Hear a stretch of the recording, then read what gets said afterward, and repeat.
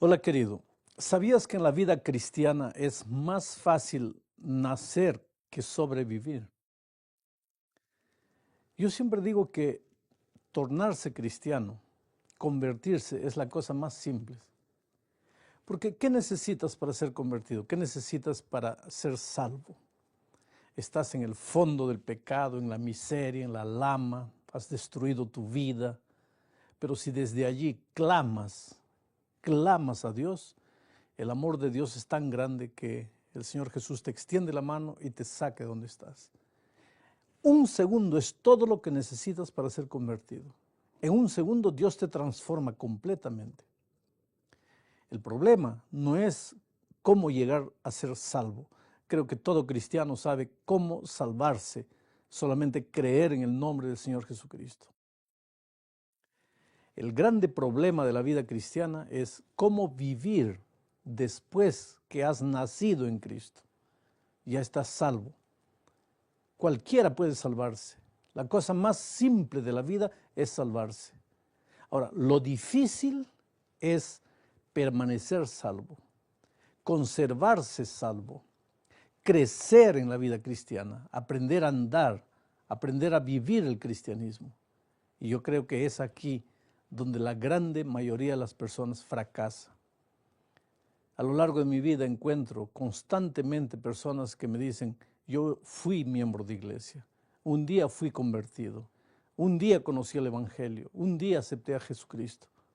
Bueno, es bonito lo que sucedió un día en tu vida, pero es mucho más bonito lo que está sucediendo hoy, porque nuestro pasado es pasado, sea bueno o sea malo, es pasado. Lo que importa es hoy. Ahora, mucha gente pregunta angustiada porque todos quieren saber la respuesta. ¿Qué hago para permanecer en la vida cristiana? ¿Qué hago para conservarme salvo? ¿Qué hago para crecer en la vida cristiana? Y ese es el tema que quiero presentar en esta ocasión. En la palabra de Dios encontramos un incidente de la vida de Cristo registrado varias veces. Está en Mateos, está en Marcos, está en Juan. Es el incidente de la multiplicación de los panes y los peces. Un milagro maravilloso de Cristo que alimentó tanta gente que estaba hambrienta. En este incidente nosotros encontramos los tres elementos conservadores de la vida cristiana. Casi todos los relatos de este milagro empiezan diciendo así: y Jesús se retiró al monte. Yo no sé si tú te has dado cuenta que la vida de Cristo estaba muy relacionada con los montes. Mi pregunta es, ¿qué es lo que Jesús tanto hacía en los montes? Y la respuesta es simple. Jesús se retiraba a los montes para orar. Inclusive en la víspera de su muerte, él estaba orando en el monte de los olivos. Frente a él está el Getsemaní, donde también él pasó las últimas horas de angustia orando. La vida de Cristo fue una vida de oración, de permanente oración. Muchas veces cuando el sol salía, él estaba arrodillado en la montaña orando. Pero lo que no sabes es que el día anterior, cuando el sol se había ocultado, él también estaba arrodillado en la montaña orando. Es decir, se había pasado toda la noche orando. Y después de una noche de oración, él bajaba al valle del sufrimiento, al valle de la desesperación, de las tragedias humanas. Una vez encontró a sus discípulos que estaban queriendo expulsar un demonio y no podían. El diablo se reía de ellos. Y cuando Jesús se aproximó, estaba bajando de la montaña, el diablo tembló, huyó, desapareció en la hora porque no podía soportar la presencia de aquel que había pasado horas y horas en comunión con el Padre. A veces cuando nosotros pensamos en la vida victoriosa de Cristo, pensamos, bueno, Jesús pudo vencer el pecado porque Él era Dios. Y es verdad, Jesús era Dios. Cuando tomó la forma humana no dejó de ser Dios. Pero hay una cosa que necesitamos saber. Los grandes hechos de victoria de esta tierra, los grandes milagros, la vida victoriosa sobre el pecado que Jesús vivió, no la vivió porque era Dios. Al contrario, cuando vino a esta tierra, Él hizo un pacto con su Padre, que en esta tierra no usaría sus poderes divinos para nada. Quiere decir, Jesús tenía una tentación más grande que la nuestra, porque además de todas las tentaciones que nosotros tenemos, Él tenía la tentación de usar muchas veces sus poderes divinos. Nosotros no tenemos esa tentación, porque no tenemos ningún poder divino. Quiere decir que Jesús fue tentado en todo lo que nosotros hemos tentado, y más todavía porque tenía la tentación de usar sus poderes divinos. Pero Él no podía hacerlo, porque había hecho un trato con su Padre, que en esta tierra nunca usaría sus poderes divinos sin el consentimiento de su Padre. Entonces, ¿de dónde Él tenía las fuerzas necesarias para vivir la vida victoriosa que vivió y para hacer los grandes milagros que hizo? De la misma fuente del poder que nos es accesible a ti y a mí. Quiere decir que si nosotros también orásemos como Jesús oró, seríamos capaces de hacer las mismas cosas que Jesús hizo. Inclusive Él dijo, hablando de nosotros, de sus discípulos, que cosas más grandes que las que Él hizo, nosotros haríamos. Mi pregunta es, ¿por qué no hacemos esas cosas grandes? ¿Por qué a veces temblamos delante de pequeños problemas? ¿Por qué muchas veces nos ahogamos en un vaso de agua? ¿Por qué generalmente cuando vemos las dificultades pensamos que es imposible salir de ellas? Simplemente porque nosotros no tenemos la vida de oración que el Señor Jesucristo tenía. A estas alturas ya te diste cuenta cuál es el primer elemento conservador de la experiencia cristiana. Es la vida de oración. Mira, querido, si tú no eres un hombre, una mujer de oración, no hay cómo puedas sobrevivir en la vida cristiana.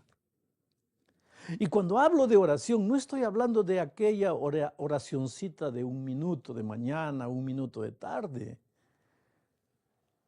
Estoy hablando de pasar tiempo con Dios.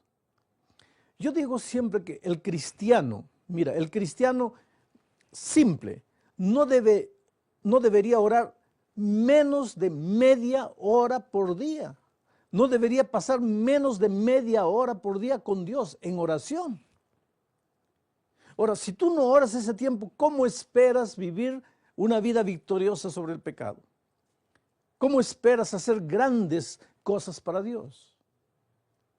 Es por eso que nosotros a veces cuando escuchamos la historia de un milagro, de una curación milagrosa, inmediatamente dudamos, ¿será verdad? ¿Será que es la obra del Espíritu? ¿O será la obra de Satanás? Tenemos miedo, parece que tenemos miedo de milagros. ¿Sabes por qué? Porque no tenemos fuerza. ¿Y por qué no tenemos fuerza? Porque no vamos a la fuente del poder que es Cristo. Dios no quiere que vivas una vida derrotada, fracasada, mediocre. Vida cristiana no es ir a la iglesia una vez por semana, devolver tu diezmo, cantar en el coro, o pasar la lección de la escuela sabática porque eres profesor de escuela sabática. No, no, no. Vida cristiana incluye esas cosas, pero es mucho más que eso. Es una vida poderosa, una vida victoriosa, y esa victoria solo la podremos obtener si aprendemos a ser hombres de oración. Yo creo que tú tienes el mismo sueño que yo tengo de un día encontrar al Señor Jesucristo, abrazarlo personalmente. Pero ese sueño nunca se va a realizar si nosotros no permanecemos en la experiencia de la salvación. Y será difícil permanecer en la experiencia de salvación si no tenemos una vida poderosa de oración, por lo menos media hora por día orando, conversando con Dios, abriendo nuestro corazón, contándole nuestras tristezas, nuestros sueños. Muchas veces cuando suceden en nuestra vida cosas que no comprendemos, decirle, mira Señor, no te entiendo, ¿por qué me está sucediendo esto? Pero cuéntale, ábrele tu corazón a Dios. El propósito de la oración no es que tú le informes a Dios, oh Señor, mi mamá está enferma, mi hijo tiene problemas, yo estoy desempleado. Dios lo conoce todo.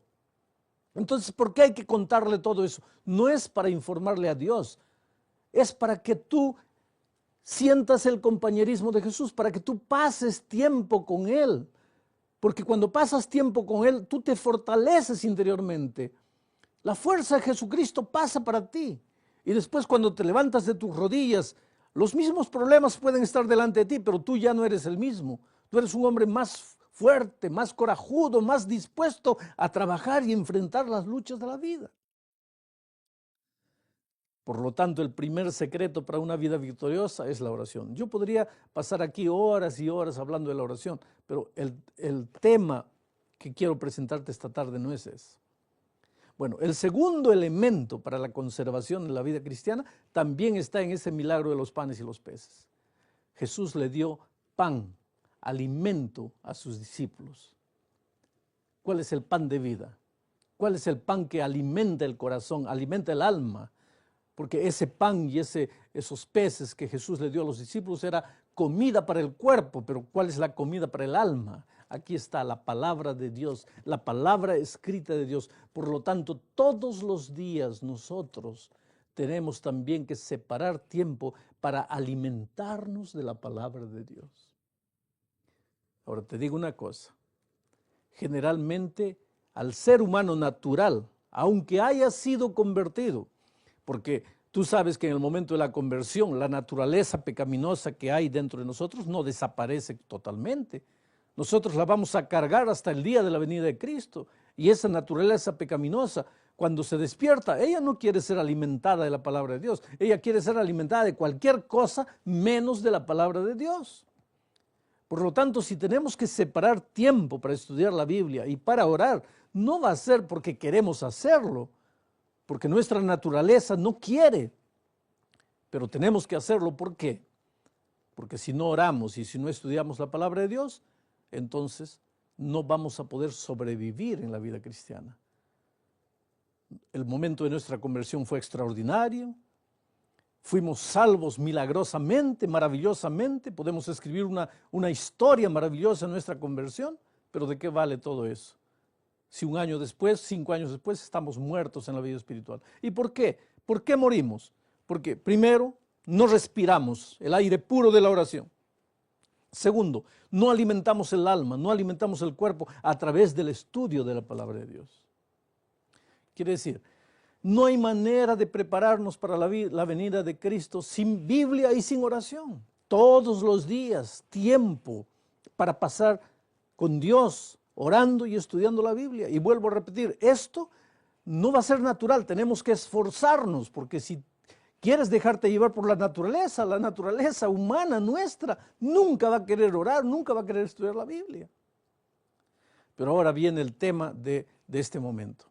Hay un tercer elemento conservador, además de la oración, además de la Biblia, hay un tercer elemento conservador que mucha gente no conoce, o si conoce no le da importancia. Me estoy refiriendo a la testificación. En el milagro de la multiplicación de los panes y los peces, Jesús primero se retira al monte para orar, para conversar con Dios, y nos enseña la gran lección de que sin oración no hay vida cristiana. Enseguida Él multiplica los panes y los peces y nos enseña la grande oración de que sin alimento espiritual no hay vida cristiana. Pero después el Señor Jesucristo hace una cosa extraña. En lugar de llamar a la multitud para entregarles el pan y el pez, ¿qué hace? Llama a sus discípulos y les entrega el pan y los peces a ellos. Y entonces ahora mira, acompáñame bien. Yo quiero que la cámara me acompañe en este momento. Agarra el pan. El discípulo recibe el pan del Señor Jesucristo y ahora se va a entregarle a la multitud. Y le entrega a la multitud y se queda de manos vacías. Ahora, el hecho de quedarse de manos vacías le hace sentir a él, al discípulo, la necesidad de volver a Jesús. Y Jesús le da más. El discípulo recibe y ahora con las manos llenas nuevamente vuelve hacia la multitud y entrega el pan. Y se queda de manos vacías. Y el hecho de quedarse con las manos vacías le hace sentir la necesidad de volver a Jesús. Y Jesús le da más. Pero ahora piensa un poco. En una de esas Jesús le da pan y pez al discípulo. Él agarra el pan y en la mitad del camino se para y dice, no, ya entregué bastante, voy a guardar un poco para mí. Bueno, guardaba. Pero ¿qué pasa? Si guarda el pan para él, con las manos llenas ya no tiene necesidad de volver a Jesús. Y entonces se queda con un pan frío. Eso es lo que le está pasando a mucha gente en la iglesia. Hay gente que me dice, pastor, yo no sé qué pasa conmigo, Porque en los primeros años de mi conversión, a mí me gustaba cantar, me gustaba ir a la iglesia, yo vivía animado, predicaba el evangelio, me daba alegría de ir todo sábado a la iglesia, pero ahora no, pastor, ahora amanece el sábado, quiero dormir, no quiero ir a la iglesia, tengo que esforzarme para ir a la iglesia. ¿Por qué mi vida cristiana se ha vuelto una vida mediocre? Yo te digo por qué. Porque el pan que Jesucristo te está dando se queda en tus manos, te lo guardas para ti. Y cuando tú guardas la experiencia espiritual para ti, en poco tiempo esa experiencia espiritual no tiene sabor, no tiene alegría. Estás en la iglesia, pero no eres feliz. No te da ganas de cantar, no te da ganas de alabar el nombre de Dios. ¿Por qué? Simplemente porque estás guardando el pan espiritual para ti. Entonces aquí viene el tercer secreto si quieres crecer en la vida cristiana.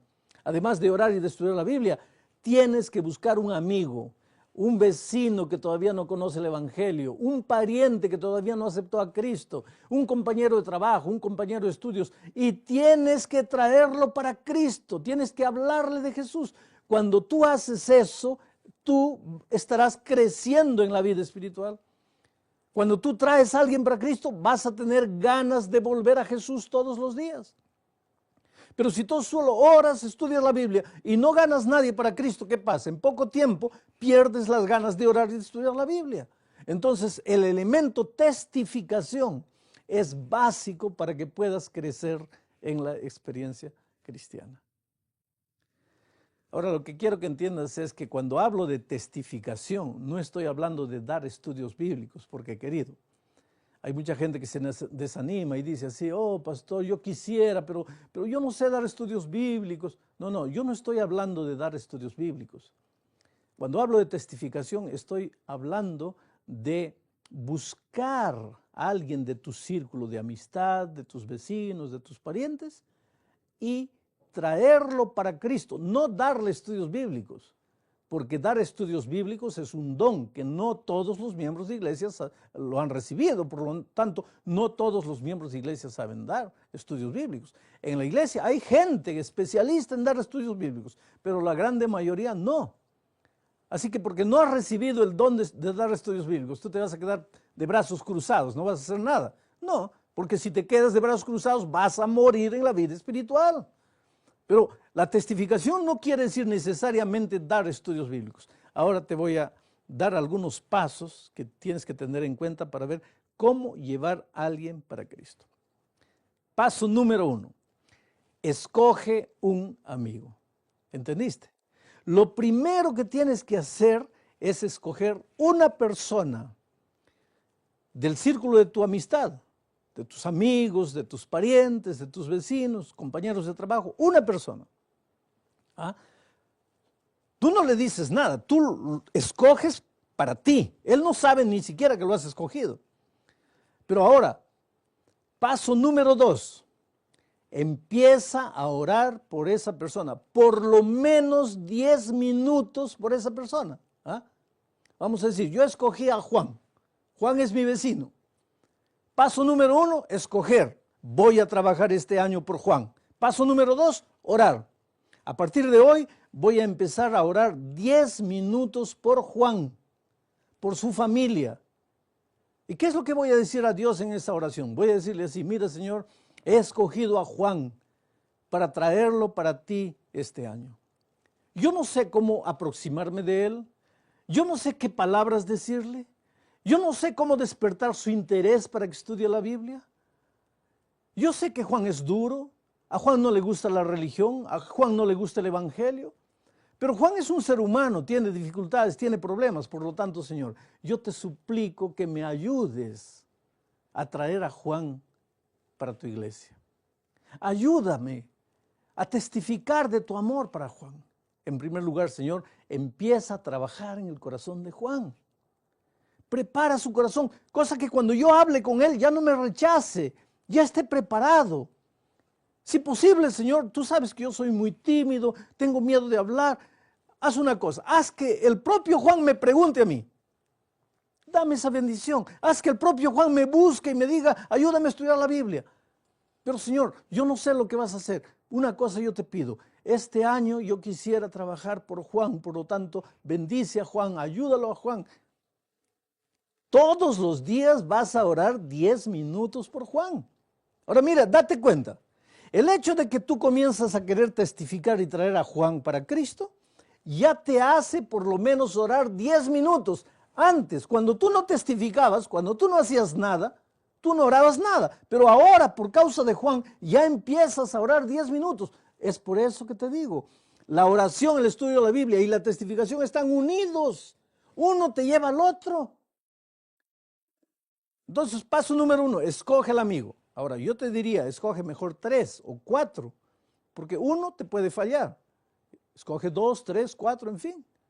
Y trabaja por 2, 3, 4 si quieres. Por lo menos tienes que trabajar cada año por uno. Escoge al amigo. Segundo, empieza a orar. Ora, ora, ora, ora. Y ahora voy a darle un consejo a los pastores y a los ancianos y dirigentes de la iglesia. Yo creo que cuando se lanza una campaña de siembra para futuramente tener una campaña de evangelismo de cosecha, deberíamos marcar un día en que todos los miembros de la iglesia traigan el nombre de su amigo o sus amigos por quienes van a trabajar este año. Entonces se prepara un altar en la iglesia, se coloca los nombres ahí y se ora. Y a partir de ese día, la iglesia podría, por ejemplo, decidir realizar una media vigilia cada último sábado de mes. Todo último sábado del mes, de 8 de la noche a medianoche, la iglesia se reúne para orar. ¿Para orar por qué? Para orar por los nombres que están en el altar. Porque cada miembro tiene amigos con quienes está trabajando. Los miembros han traído el nombre de sus amigos para el altar. Ahora la iglesia se reúne una vez por mes, el último sábado, en una media vigilia de 8 de la noche a medianoche para orar. En esa reunión de oración también los hermanos cuentan ya cómo les está yendo el trabajo de testificación con su amigo. Y si están encontrando alguna resistencia, piden que la iglesia ore para que el Espíritu trabaje en el corazón de esas personas. Quiere decir, el único que ora por tu amigo no eres tú, sino que toda la iglesia ora una vez por mes en esa medianoche vigilia, porque los nombres todos están en el altar. Ahora, un día, por ejemplo, tú puedes ir donde tu amigo Juan y decirle así: Juan, hay una cosa que estoy haciendo y que tú no sabes, y te voy a contar. He decidido colocar tu nombre este año como un nombre por el cual yo voy a orar. Y no solo yo, sino que una vez por mes mi iglesia toda se reúne para orar únicamente por ti. Yo no sé si tú sabías, pero ahora te estoy avisando y quiero decirte una cosa. Si tú tienes algún pedido especial por el cual tú quieres que yo ore, si tú en tu vida, en tu familia, con tus hijos tienes un problema especial, dime cuál es. Yo en esos minutos que oro por ti voy a colocar en las manos de Dios tus problemas. Y si el último sábado de este mes tú quieres acompañarme a la iglesia, tú vas a ver que toda la iglesia va a orar por ti. Y te digo una cosa, en las experiencias que hemos hecho en otros lugares, la grande mayoría de las personas, cuando se entera que hay una iglesia orando por él, cuando se entera que hay un amigo orando por él, se alegra, abre su corazón, cuenta sus problemas. Y cuando él abre su corazón para ti, tú te das cuenta de los dramas que él vive. Y ahora tú le dices: mira, además de orar, yo te puedo enseñar una cosa. Aquí en este libro hay secretos que te van a ayudar a tener un hogar feliz, hijos felices. Hay poder, hay secretos para vencer, para aprender a dejar de fumar, a dejar de tomar, en fin. Ya se presenta una oportunidad para que tú puedas comenzarle a hablar de Jesús. Solo que tú no sabes dar estudios bíblicos. Entonces, cuando ya ves que en el corazón de él se despertó el deseo de estudiar la palabra de Dios, tú lo traes a la iglesia, porque en la iglesia hay una clase bíblica o hay una escuela sabática especial para visitas, o hay un grupo pequeño en la casa de algún hermano, llévalo para allí, o hay una dupla de instructores bíblicos en la iglesia, llévalos a ellos para darle estudio bíblico a él, en fin. Quiero decir, estoy pensando en la posibilidad de que tú no sabes dar estudios bíblicos. ¿Ah? Porque si tú sabes, tú lo puedes hacer. Pero si no sabes, en fin, llévalo a escuchar un programa de radio, consíguele un libro, préstale, dale un curso por correspondencia, consíguele un cassette con un sermón, préstale.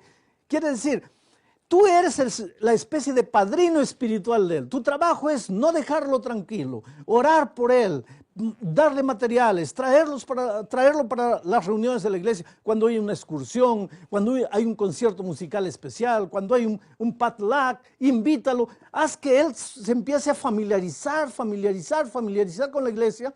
Aparece en su corazón el deseo de estudiar la Biblia, lo encaminas para que pueda estudiar la Biblia, oras por él. Ya cuando se anima para venir a la iglesia, vas a su casa, lo traes a la iglesia, después del culto lo acompañas hasta su casa. Quiere decir, tú eres su padrino espiritual. Ahora, cuando viene la semana de cosecha, listo. Ahora tú simplemente llevas a tu amigo allá y el Espíritu de Dios toma la decisión de él y tú te vas a sentir emocionado cuando lo veas entrando en el tanque del bautismo para ser bautizado. Y ahora es no solamente tu amigo, sino un hermano en Cristo. Y durante todo este periodo, ¿qué ha pasado? A medida que has hecho ese trabajo maravilloso, te ha dado más ganas de orar, te ha dado más ganas de estudiar la Biblia, y como consecuencia de todo eso, todavía has traído un alma para Cristo y te sientes muy feliz. Y hay una promesa linda del Espíritu de Profecía, que allá en el cielo tendrás una corona, y en esa corona ese amigo tuyo que has traído para Cristo brillará como una estrella por toda la eternidad.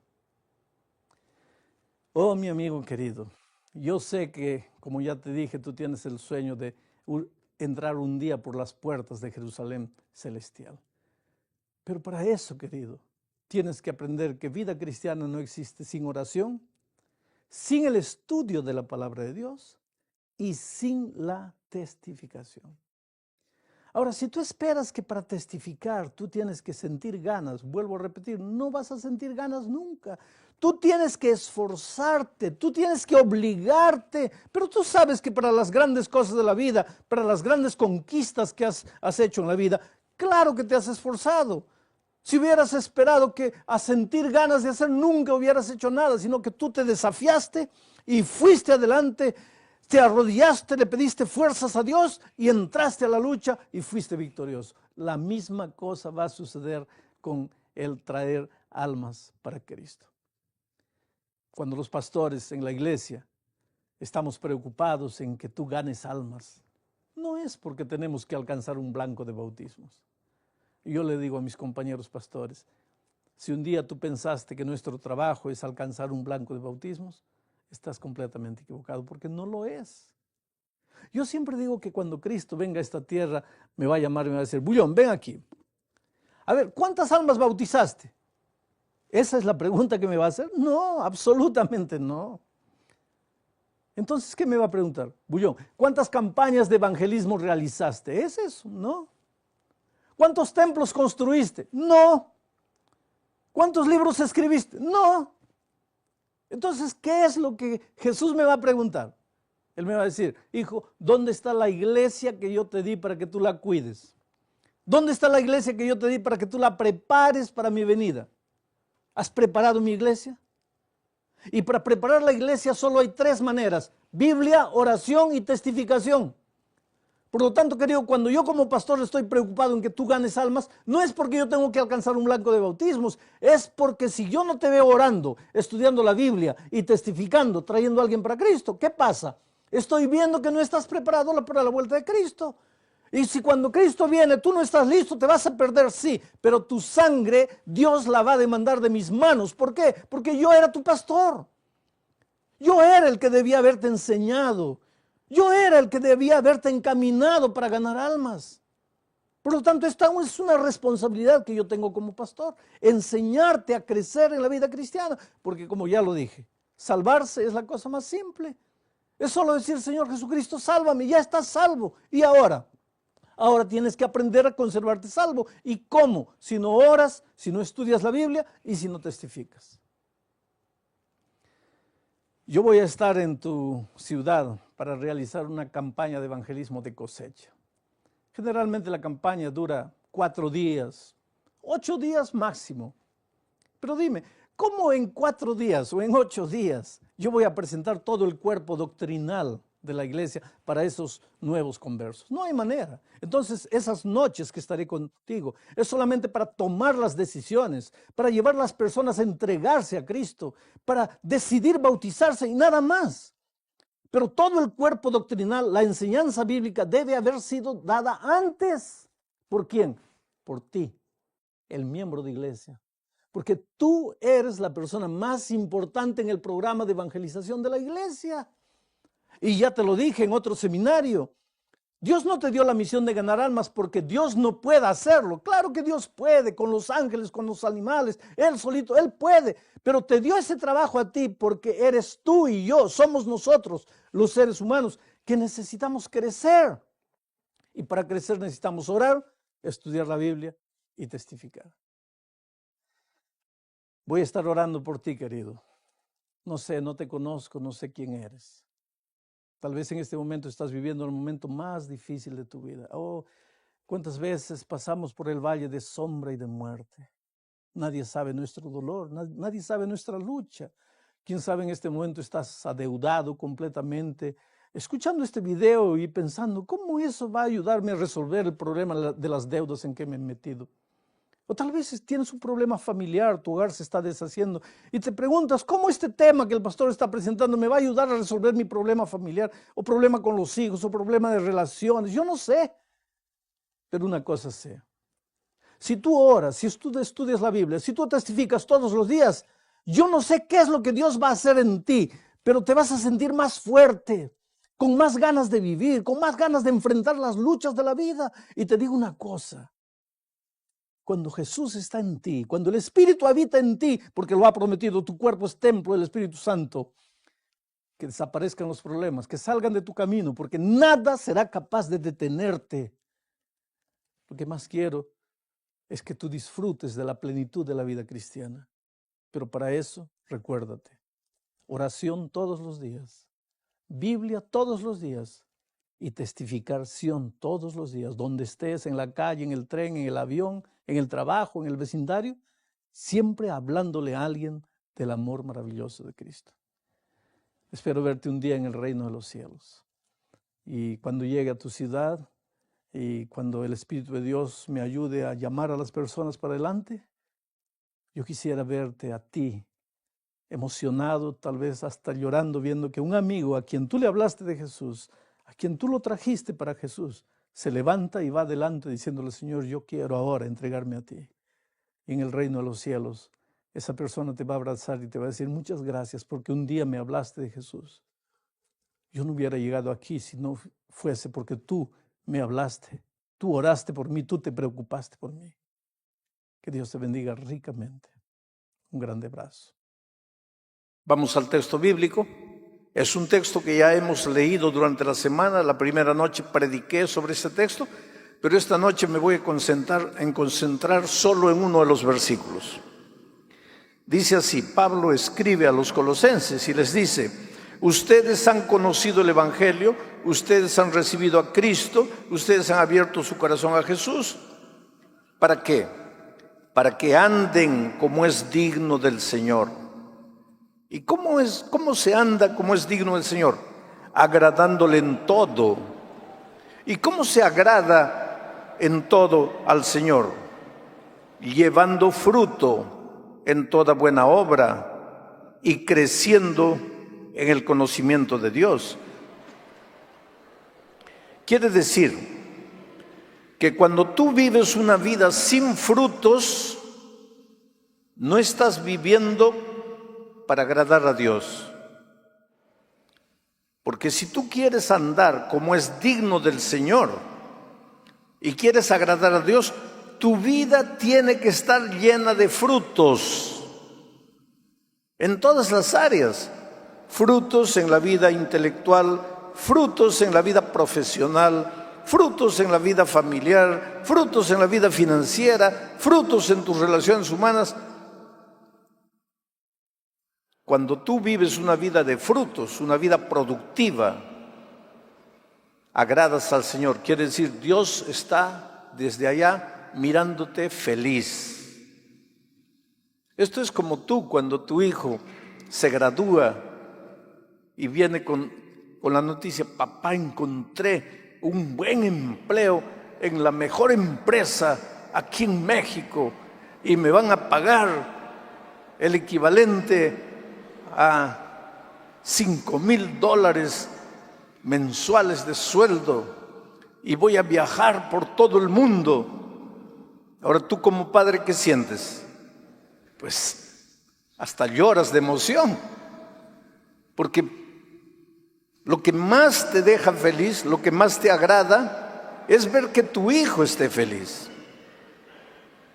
Entonces Pablo dice: tú has recibido al Señor para andar como es digno del Señor, agradándole. Pero ¿cómo se le agrada? Cuando tu vida está llena de frutos, cuando tu vida está llena de consecuciones, de buenas obras, de éxito, de victoria. Es que Dios no te ha hecho nacer para ser un fracasado. Y si tú estás viviendo una vida de derrota, de mediocridad, de conformismo, es porque no has entendido el plan de Dios para ti. Porque Dios no te ha hecho nacer para que vivas una vida inoperante, una vida estéril. Dios te ha hecho para que vivas una vida de éxito, de victoria, de frutos abundantes. Pero vamos a seguir leyendo el texto. Dice así: para que andéis como es digno del Señor, agradándole en todo, llevando fruto en toda buena obra, creciendo. Primero, creciendo en el conocimiento de Dios, pero también creciendo en la vida financiera, creciendo en la vida profesional, creciendo. Dios quiere que crezcas primero en el conocimiento de Dios, porque te digo una cosa: tu crecimiento en cualquier área de la vida va a depender de tu crecimiento en Dios. Si tú no creces en el conocimiento de Dios, no esperes crecer en las otras áreas de la vida. Pero por otro lado, si tú no creces en el conocimiento, si tú creces en las otras áreas de la vida sin crecer en el conocimiento de Dios, eso que tú llamas crecimiento es hinchazón, no es crecimiento. Si te colocan una aguja, te desinflas, porque no has crecido, te has hinchado. Y Dios quiere que crezcas. ¿De qué vale tener tanto dinero cuando llega la noche te sientas vacío, frustrado, derrotado? ¿De qué vale tener fama? ¿De qué te vale tener éxito si cuando llega la noche sientes ganas de llorar y no puedes dormir? Eso no es crecimiento. Yo conozco jóvenes de la iglesia que han crecido, se han graduado, hoy día son brillantes profesionales, ganan sueldos extraordinarios, pero son infelices. Yo conozco un muchacho que creció con mis hijos, ya está en el tercer matrimonio, brillante profesionalmente, y todo el mundo que lo ve puede pensar: ¿ha crecido? ¿Ha crecido en qué? Se ha hinchado. Eso no es crecimiento. Para crecer auténticamente, primero tienes que crecer en el conocimiento de Dios. Entonces sí, vas a crecer en todas las áreas de la vida, en un crecimiento lento, seguro, porque recuérdate que has recibido a Jesús para andar, no para saltar. No quieras hoy día comenzar en el empleo y mañana ser gerente. Calma, paso a paso. Se conquista las grandes victorias paso a paso. Esto es como el fútbol. ¿Ustedes saben jugar fútbol o no? Hay dos personas en el mundo: los que juegan fútbol y los que les gusta jugar fútbol. A todo el mundo le gusta, pocos juegan. Hay que saber jugar fútbol. El que sabe jugar fútbol nunca patea la pelota, nunca. Porque la pelota es como una bella dama, no hay que patearla. hay que acariciarla, hay que besarla. Ahí la pelota te busca. Y eso quiere decir, en el lenguaje futbolístico, estoy en forma. ¿Qué quiere decir? Estoy en forma. La pelota corre atrás de ti, la pelota te busca. ¿Y qué cosa es estar fuera de forma? Tú corres atrás de la pelota y no la encuentras nunca. ¿Y por qué corres y no la encuentras? Porque la pateas. ¿A quién le gusta que se la patee? Ni a la pelota. Entonces, ¿qué tiene que ver el fútbol con esto que estoy diciendo? Es que en el fútbol tú no tienes que entrar y querer meter 7 goles. Calma. Tú tienes que entrar porque para cocinar el frijol hay que cocinarlo a fuego lento. A fuego lento. Para cocinar al otro equipo hay que cocinarlo a fuego lento. Y para vencer en la vida hay que vencer a fuego lento. Paso por paso, por paso, por paso. Eso es crecimiento sólido. Y Jesús dice, o Pablo dice aquí, que tú has aceptado a Jesús para andar. Eso es para cocinar la vida a fuego lento, pero seguro, firme. ¿Por qué? Porque la victoria ya es tuya. ¿Y por qué? Porque Dios te ha hecho nacer para frutos, para gloria de su nombre. Porque cuando un cristiano crece y prospera, la gente mira a Dios y dice, y alaba el nombre de Dios. Mira lo que Dios es capaz de hacer con las personas. Pero cuando un cristiano se llama cristiano, pero es derrotado, es un fracasado, no avanza, se acomoda en la vida, eso es un mal testimonio para el nombre de Dios. Porque los incrédulos dicen, mira los cristianos. El cristiano tiene que aprender a vestirse bien. No digo a gastar mucho dinero en ropa, pero a vestirse bien. El cristiano tiene que saber peinarse bien. El cristiano, mira lo que dice el versículo que voy a detenerme esta tarde. El versículo 12 dice, para que viváis con gozo, con gozo. El cristiano tiene que ser feliz, alegre, gozoso. No tengas miedo de ser bonito. ¿Para qué han inventado el espejo? Mírate al espejo, arréglate. No te pintes amarillo, rojo, verde, porque eso no es ser bonito. Ahí te estás haciendo más feo.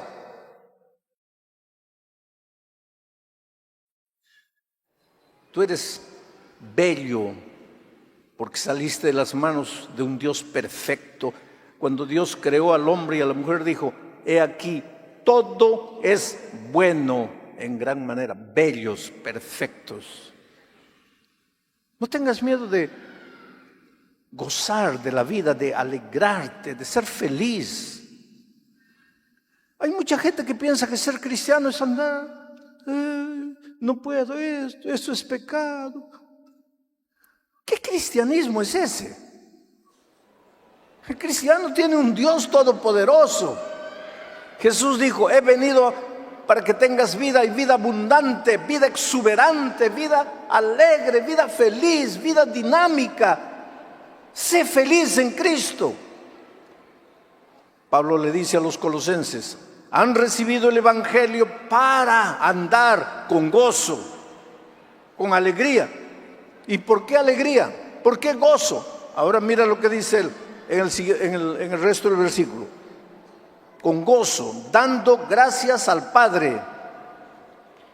¿Por qué? Porque nos hizo aptos, capaces. ¿Para qué? Para participar de la herencia de los santos en luz. Alégrate, porque Dios te ha hecho capaz, Dios te ha hecho apto. ¿Para qué? Para participar de la herencia de los santos. Hay una herencia. Claro que esa herencia está en los cielos. No la vas a recibir en la tierra. Básicamente es la vida eterna y todo lo que viene.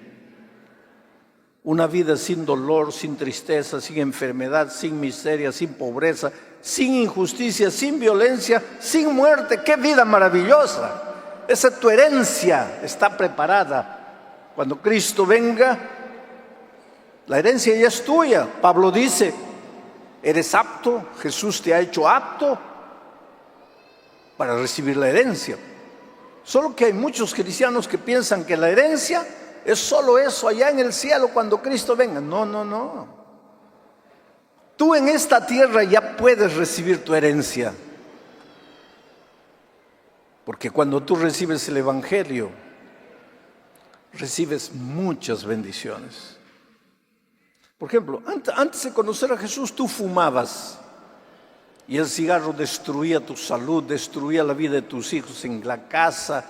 El cigarro te entorpecía el paladar de manera que la comida, cualquier comida, por más rica que estuviera, tú no saboreabas. Tú comías porque estabas con hambre, pero sentirle el sabor. Un fumador no le siente sabor a la comida. Ahora le entregas la vida a Cristo, dejas de fumar y ¿qué pasa? Ah, qué rico pozole, qué ricos chilaquiles. Le comienzas a sentir sabor a la comida. Ya ganaste. Quiere decir, la herencia eterna está allá, pero aquí en la tierra ya empiezas a disfrutar de parte de tu herencia. Disfrutas de mejor salud. Antes, cuando no tenías a Cristo, vivías desesperado, angustiado, preocupado. Ahora tienes a Cristo, en la noche oras, te acuestas, duermes. Ya no vives estresado, ya no vives ansioso, ya no vives loco. Quiere decir, tu herencia ya comienza en esta tierra. Pero no solo eso. Ya te dije las otras noches, todavía nosotros estamos peregrinando en esta tierra. No hemos llegado al destino final donde nos apoderaremos de la herencia eterna. No hemos llegado. Estamos todavía en camino. Pero en este camino tienes que aprender a vivir de manera victoriosa. Dios es el Rey del universo. Tú eres su hijo. ¿Cómo se llama el hijo del Rey? Príncipe. Entonces, si tú aceptaste a Dios como tu padre, tú eres un príncipe. Ahora dime, ¿has visto príncipes sin empleo? ¿Has visto un príncipe que quiere entrar a la universidad y no puede? ¿Has visto un príncipe que mira una ropa, quiere comprarla, pero no puede? ¿Has visto un príncipe que quiere viajar a Roma y no puede? ¿Qué tipo de príncipe es ese? Tú tienes que aprender a vivir como príncipe. Porque tienes que reconocer que tu padre es el Rey del universo. El otro día yo estaba viajando en Brasil y en la carretera vi en la trasera de un camión escrito así: yo no soy el dueño del mundo. Pero abajo decía: pero soy el hijo del dueño. Esa es la gran verdad. Cuidado, tú no eres dueño del mundo, pero tú eres hijo del dueño. Entonces aprende a vivir como hijo del dueño del mundo. Apodérate de tu herencia ahora. El otro día alguien me dijo: pastor, usted está empezando a predicar el evangelio de la prosperidad.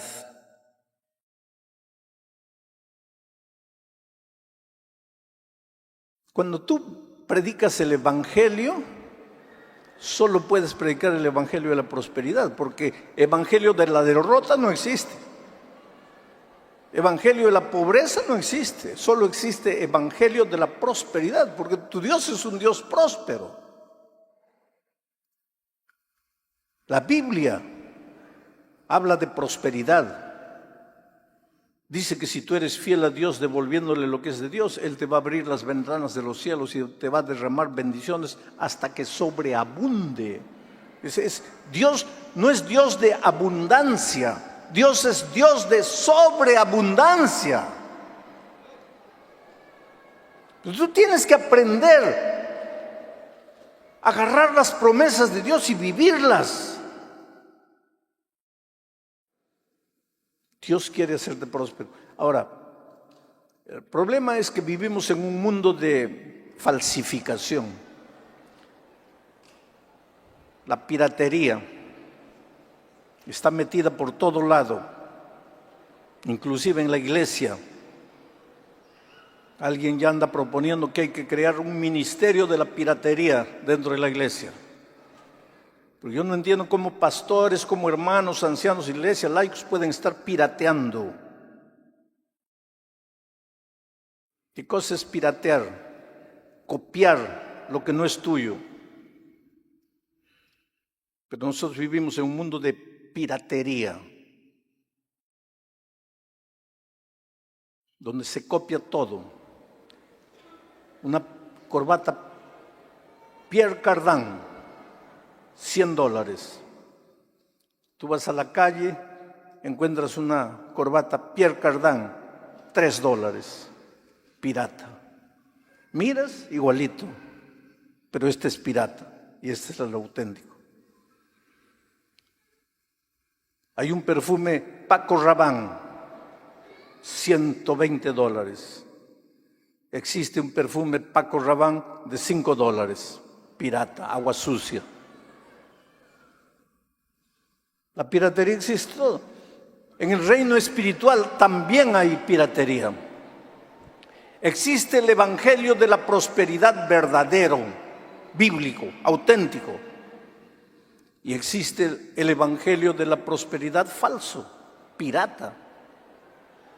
¿Cuál es el evangelio de la prosperidad pirata? Eso está de moda. Ven aquí, yo voy a hacer una oración y todos tus problemas se van a acabar. ¿Estás enfermo? Vas a sanar. ¿Estás desempleado? Vas a encontrar empleo. ¿Estás sin dinero? Vas a encontrar dinero. Pero tienes que venir aquí, pero tienes que venir con fe. Y la respuesta de tu oración, dicen estos predicadores del evangelio de la prosperidad pirata, la prueba de tu fe es el dinero. Si tú traes $10 aquí, tienes poca fe. Si traes 50, eso es ya más fe, más posibilidades de que el milagro suceda. Y si traes 200, más posibilidades. Entonces, cuanto más dinero traes, más fe demuestras. Y tú sabes que la gente va y lleva dinero. Y al único que se le resuelven los problemas es al predicador. Y cuando no suceden los milagros, la respuesta es que no tuviste mucha fe. Y fe significa dinero. Ese es el ministerio, esa es la teología, ese es el evangelio de la prosperidad pirata, falsa. Pero existe una teología de la prosperidad verdadera, auténtica, que te acabo de leer. ¿Qué dice Dios? Entrégale la vida a Jesús. Y si tú le entregas la vida a Jesús, ¿qué va a pasar contigo? Vas a empezar a andar, no a retroceder. Vas a empezar a andar en todas las áreas de tu vida, comenzando con tu vida espiritual. Vas a andar, vas a crecer.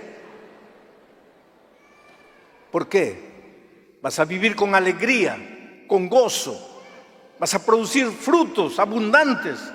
¿Por qué? ¿Por qué vives con gozo? ¿Por qué vives con alegría? Porque Dios te ha hecho capaz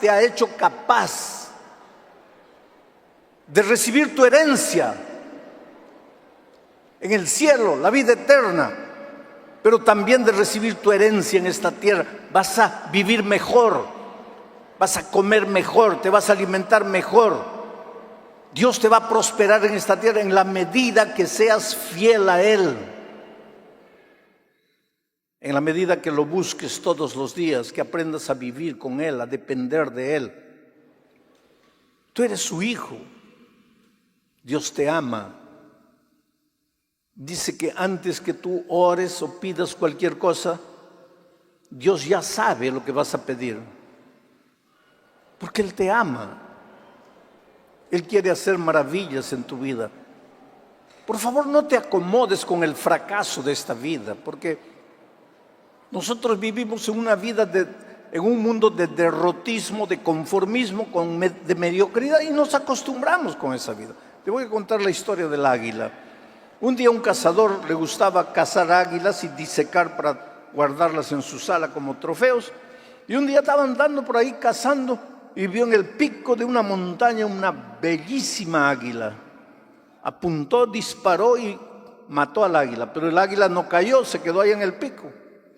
Entonces él tuvo que ir escalando el pico para recoger su trofeo, y cuando llega al pico ve el águila y al lado un nido y dos aguiluchos jovencitos.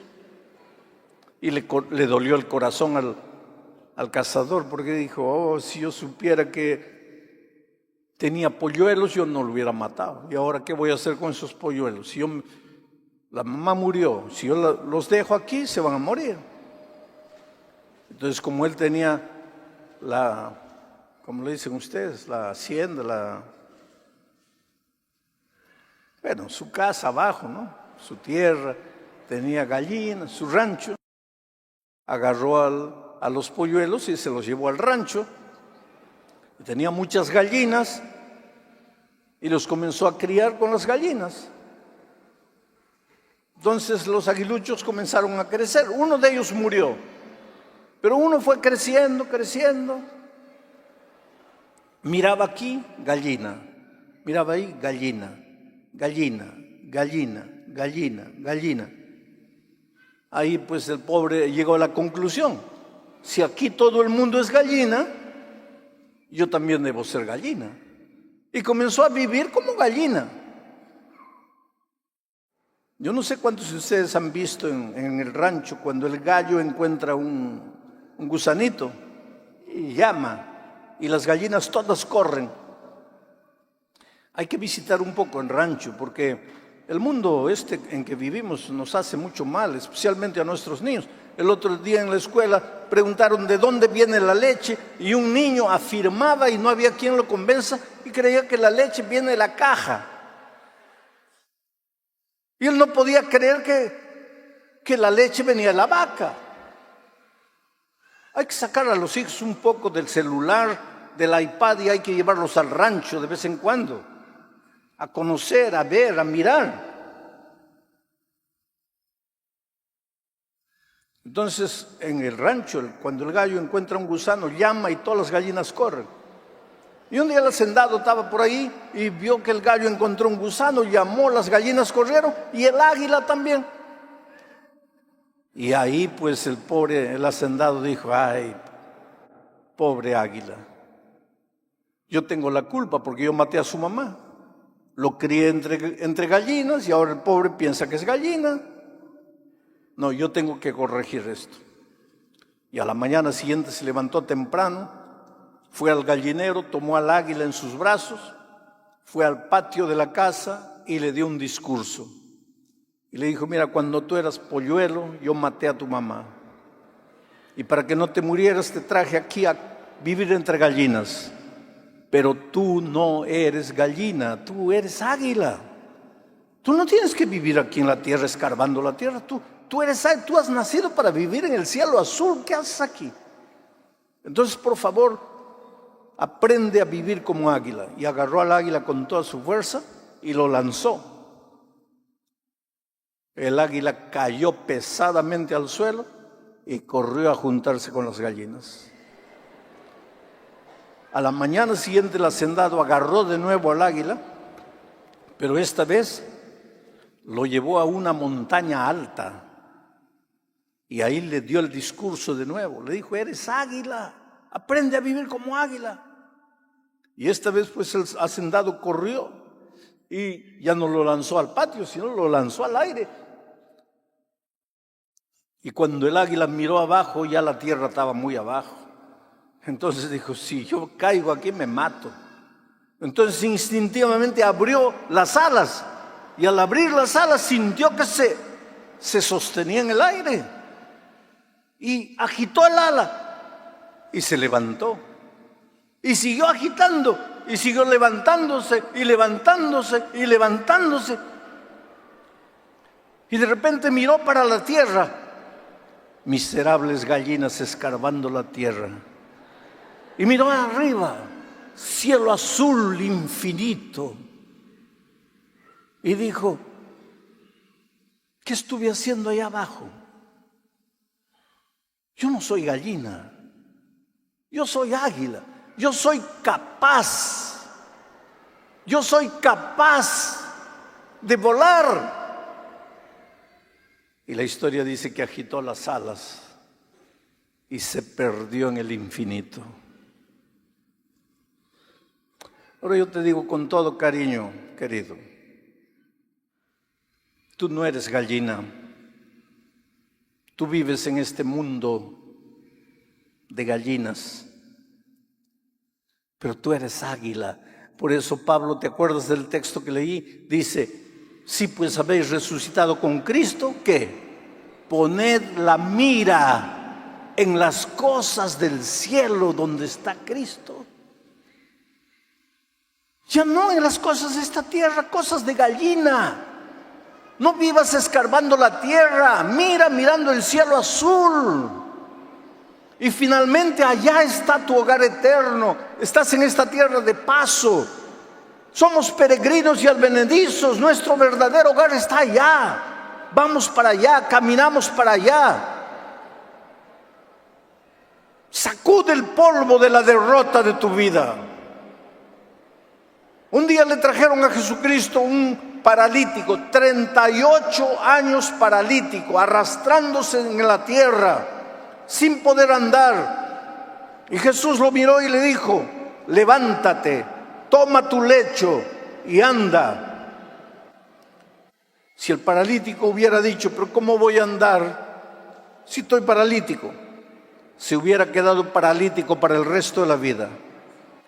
Pero aunque estaba paralítico, oyó la voz, la palabra redentora de Cristo: levántate, toma tu lecho y anda. Se levantó y caminó.